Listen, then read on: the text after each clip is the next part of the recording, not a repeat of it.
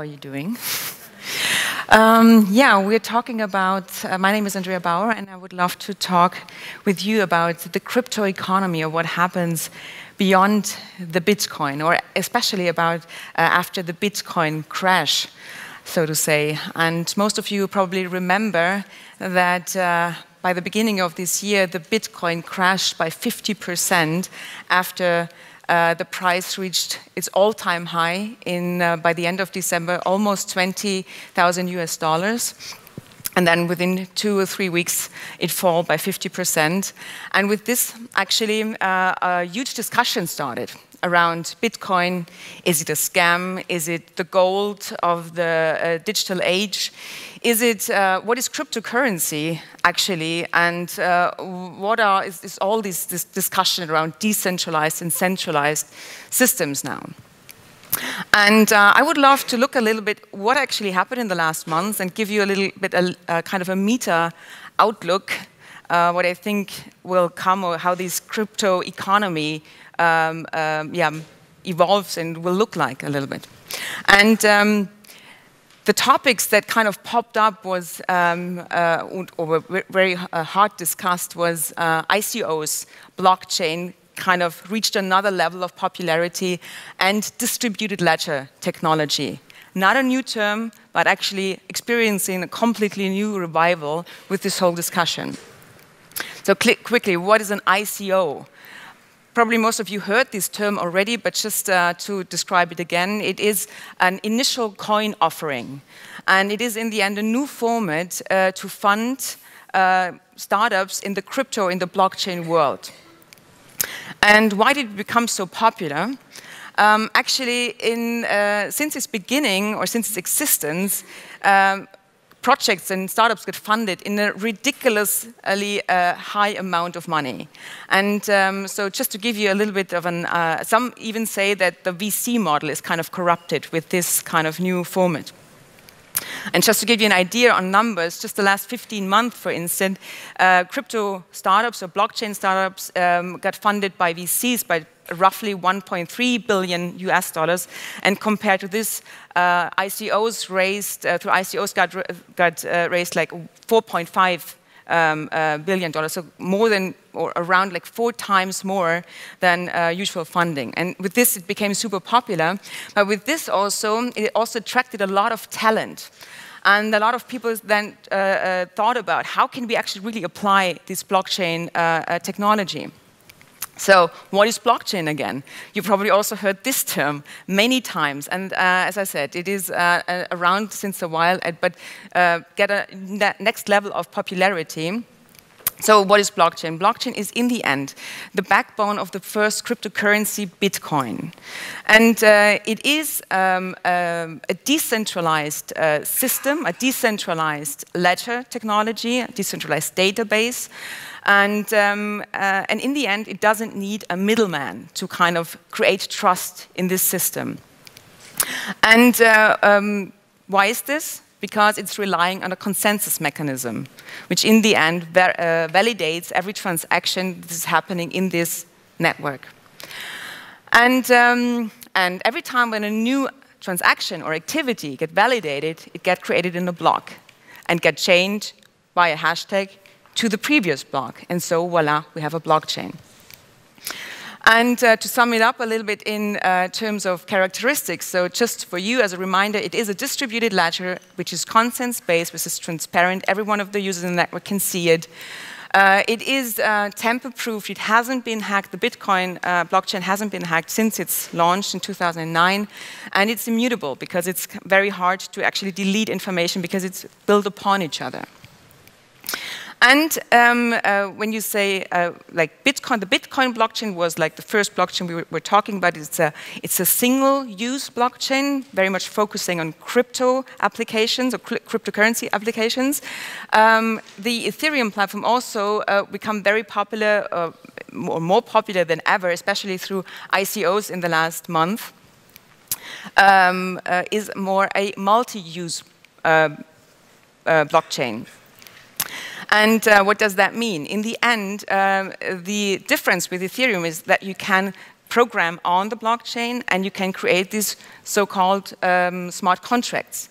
And with this, it opened up a completely new universe of how blockchain can be applied. And suddenly people thought about, hey, we can apply it for governmental services. We can, the whole legal area can be disrupted.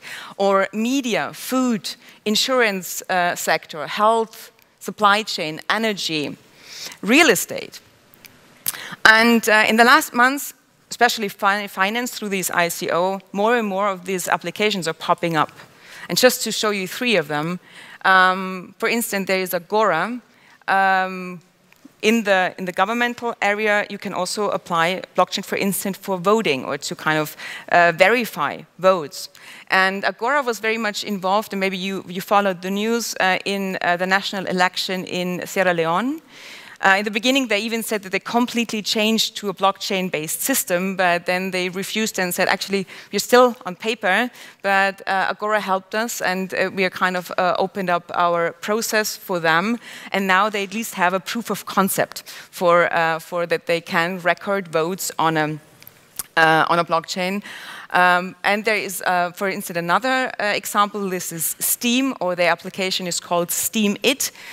What they want to do is, or what they are offering is, in the end, a platform where you can really create peer-to-peer social networks. So in the end, that a user interacts with the platform and gets token through their interaction, earns actually money, and the advertiser actually pays you or pays them directly for their attention. Or they is civil, especially in a time when we talk about fake news. They want to create a newsroom which is blockchain-based and certify news on the truth in the end, and for journalists and citizens. And all these new solutions are now popping up, and still they're talking about, is it a hype? What is blockchain now? And Gartner already said last year that blockchain already went over the peak of the expectations. And actually now we are more and more going towards the valley of realization, and especially I think with all these applications, if it is voting or if it is for real estate or if it is for social media, it is a moment of understanding of what can this technology actually really do. Because in the last month I think it was more dealt that it is like the magic stick and solves all our problems. And so I would like to look into like 3 aspects actually where I think that they are very important about the emerging crypto economy, which is very much driven by Bitcoin, ICOs, cryptocurrencies, and blockchain in the end, or the characteristics of this technology, to better understand what kind of economy is emerging in front of us. And I want to dive into trust, I want to dive into the token economy and into the consensus mechanism to make it a little bit more clear. So let's talk about trust. Most of you probably heard the term that blockchain is a trustless system. Why did they say that? So first of all, the term is used because there are no middlemen. There's no central institution anymore. We don't need this institution anymore because of this consensus mechanism. But is the trust completely gone? Of course not. Trust is, first of all, the very basic fabric of our social society. Without trust, there is no relationship, no family, no community, no business, no nation state, nothing.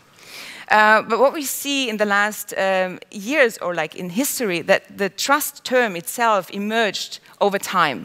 When we also, because we also, of course, transformed in a sense of how we live together and how we organize ourselves and how we allocate resources and distribute them.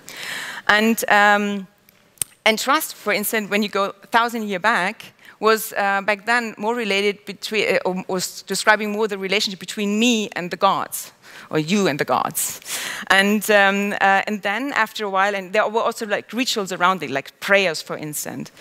Then with a growing society, we created kingdoms and bigger organizations. the interpersonal trust became more important. So trust was more related to the interpersonal connection in the end that I have to another person. And also here there were rituals created, like shaking hands to make sure that no one has a weapon. The other person has not a weapon. And with bigger organizational structures, like a nation state, banks, international organizations, we more and more dived into institutional trust, or we learned about institutional trust. And Nicholas Luhmann, you most probably know because of, he's the founder of the system theory, he calls it the system trust, for instance. And this is fundamentally different than the interpersonal trust, for instance, because it is much more, you can much more stress it, actually. So you are excusing probably your iPhone more flaws than your close friends.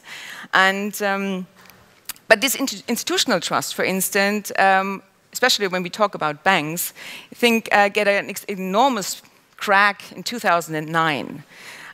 This is when the financial crisis actually happened. And this was actually the starting point of cryptocurrencies, of this whole developer community coming together, developing this incredible infrastructure that we have today. And so actually to try to build this distributed trust. What does that mean? Actually, there's just another form of, another level of how trust is now emerging, and it's emerging from an institutional trust into the algorithm in the end of these distributed networks. And we saw this over history, like many times, that our economy actually, represented by how we are designed ledgers and tokens, we created a kind of a completely trust system around us and how we organize ourselves. And this is when you go like 5,000 years back, you know, when we like started out organizing ourselves in tribes, using like clay or raystone as a ledger, and then went on with kingdoms, with tokens, with in the nation state, with just like usual, like the money that we are got to know. And today, like have plastic cards and yeah, like virtual money already. And now we are just about to step maybe into this next format of an economy, a decentralized, peer-to-peer network managed one, which is like represented by in tokens, by digital tokens, and where the consensus algorithm is issuing the money and kind of is in the center of running it also, besides a distributed community. And as you probably already can guess, that how important actually the design of the token and the design of the consensus mechanism is. So let's look into what is a token. And a token is, of course, much more than a coin in this crypto economy. It is, to describe it a little bit more broader, it is, first of all, a unit of value that is used by an organization to self-govern their business model and to empower their users to interact with each other. And with this, you can already guess there's not just one type of a token. There are many, as we are knowing it like today. So there's the crypto token, like, for instance, a Bitcoin, a Ripple, a Dash, you name it. Then there are like equity tokens. Those are more well-known in, this is the ones that you're getting in a pre-sale of an ICO. They're also called the security tokens, and they're very much in the focus of when we talk about the regulation these days. Then there are the utility tokens. This is more about a right of access to, or a right in general, to products, to companies, different things. Or an asset token. This is most of the time related to physical assets, like a car, for instance, or like an apartment. Or there are reward tokens. I was just mentioning Steam or Steam it before.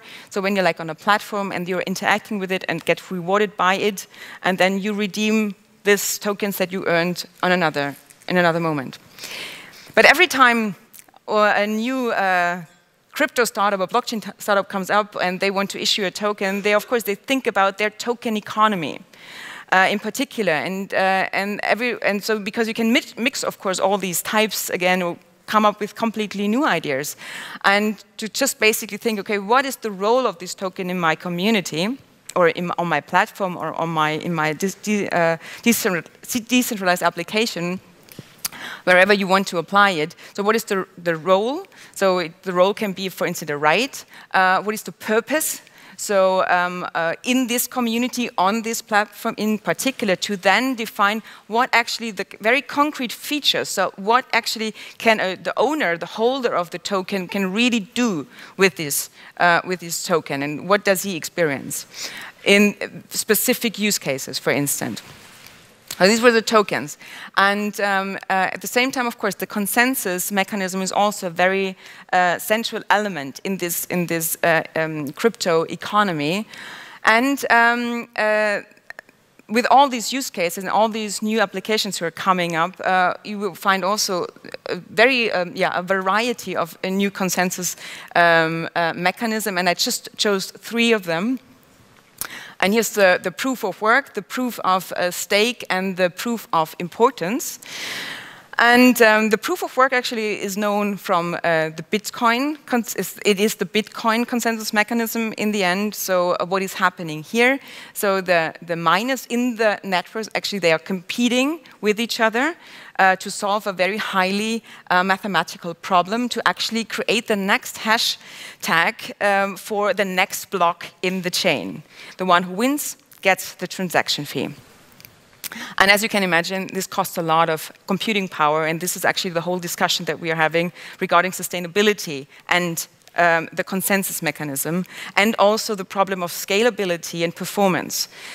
So there are enormous limits with the proof of work, so the proof of stake is actually another format which is a little bit more efficient. And here, actually, the principle is that they assume that a miner in the system who has more stakes will, with the less probability, corrupt the validation process. And with this, he kind of gets the right to validate more. But with this, also, you run into the problem that the rich get richer and the poor stay poor. And so we come to the proof of importance, which is a little bit more distributed in this moment. So, it also introduces the element of reputation into the consensus mechanism by measuring the importance. And the importance you can measure by different things. By the stakes that a miner has in a network, but also the interactions that they are doing, or the quality and the frequency of interaction they are doing, and but there are a lot of new formats also coming up now, and they are actually going completely beyond the blockchain infrastructure, and they say we don't design blocks in chains anymore, and with this we also come up with completely new forms of consensus mechanism, and them you can kind of describe in an overall term called distributed ledger technologies. What is this? It is, in the end, a technology that oversees and maintains transactions and smart contracts in a distributed database. So very broad, and you can already guess, it is actually an overall term for different forms of how you can manage a distributed database or ledger. And blockchain is just one element in this format, and there's also directed acyclic graphs, so short DAGs, where you could put in IOTA, Hashgraph, or Holochain, or Tempo, which is used by Radix. Let's look into the IOTA, Hashgraph, and Holochain quickly. So IOTA is actually very much, and you can already guessing it through the name, very much focusing on the Internet of Things in the end. And they said, okay, we need a high-performing technology, and with this we kick out the concept of a miner, and we don't have any transaction fees anymore, and create a new kind of a consensus mechanism, which is called the Tangle. And in the end, and this is more checking out, like it's actually more validating in a format of a neighborhood. So not a global consensus, but a more the neighborhood consensus, to breaking it a little bit down. Or Hashcraft, they are came up with a virtual voting system, which is based on the Gossip protocol, and the name already says it also. So it's the consensus is kind of created by spreading the word in the network, and through some steps, everyone knows it. And or there is Holochain, for instance, and they are saying, actually, every node in our system is not synchronized. Every node in our system has an individual history on its own, but we also have a global memory. And and with this, actually, we are more. They call themselves agent-centric and not data-centric. And every new distributed ledger technology actually seems like it is a new kind of microeconomy in itself. It seems so, and we are like, I think we are right now in a moment where we're kind of creating a multiverse of microeconomies. It seems so, and which comes with some challenges, I would say. And especially when you learned about, okay, there are diversity of consensus mechanism. There's a diversity of how you can design your token, and then there are like different protocols, and everyone is like mixing it together. But then in the end, we should be able to kind of transfer assets through the platform, which is quite a challenge. And I think interoperability is one of it's kind of the gold standard in this crypto economy right now. There are tons of initiatives for sure right now, but also very spread out. This is just one. It is a nice graphic from Cosmos, how they kind of imagined the Internet of Blockchains, for instance. Another thing is what you probably also saw in the news, that it very much, we talk about regulation a lot these days, but most of the time, or by the beginning of the year, it was very much about regulating security tokens. But of course, as you see, it's much more than this. And Malta came up now with a first framework of a DLT regulation, but it is, of course, very much, I think we should go for an international understanding. And for those of you who had followed the Facebook hearing, I think that it is also very important that this kind of regulation comes out of the community. So I think that self-regulation is more important than ever in a phase like this, with a complex situation of technology like this. Since we have like very basic things that we haven't like answered yet, even in this digital world, what digital identity, for instance, mean? So what is digital privacy in a distributed world? What is digital dignity or self-sovereignty in this distributed world? We haven't an answer yet to this kind of questions. Or what is like this reputation system? Because this reputation system in a distributed network is more important than ever, actually, because this reputation system will make you allowed to open a door or not, will give you a job or not, will give you a loan or not. And so it is very important to understand what kind of aspects are recorded in these reputation systems, what is quantifiable even. So there are many questions which are not answered yet, and but just to sum it up, I think that there are the number, so the dynamic in the community is enormous. What I see, and so there will more and more like distributed ledger technology solutions will come up in the next month, years, will more mature, and I think that there will be a major, and with this actually we're going to experience a major data sharing paradigm shift in the end. And I think what can be distributed will be distributed, but with all the learnings that we are going to have in this phase of maturing the technology and the solution, for sure, because there is no proof yet. Just to remember, where did we start? 2009, financial crisis. And the whole system now should be built to be fairer, more inclusive, and should be creating more wealth for the majority. And this proof isn't there yet. So it's just a technology. And there are a lot of terms around that it will be more liberating and more democratic.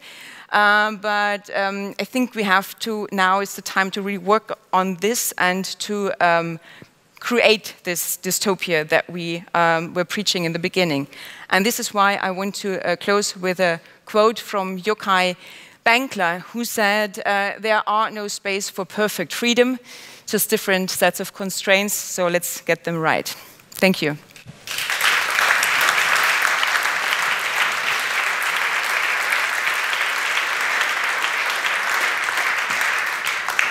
We still have time for one or two questions. Are there any questions? Just one question, okay.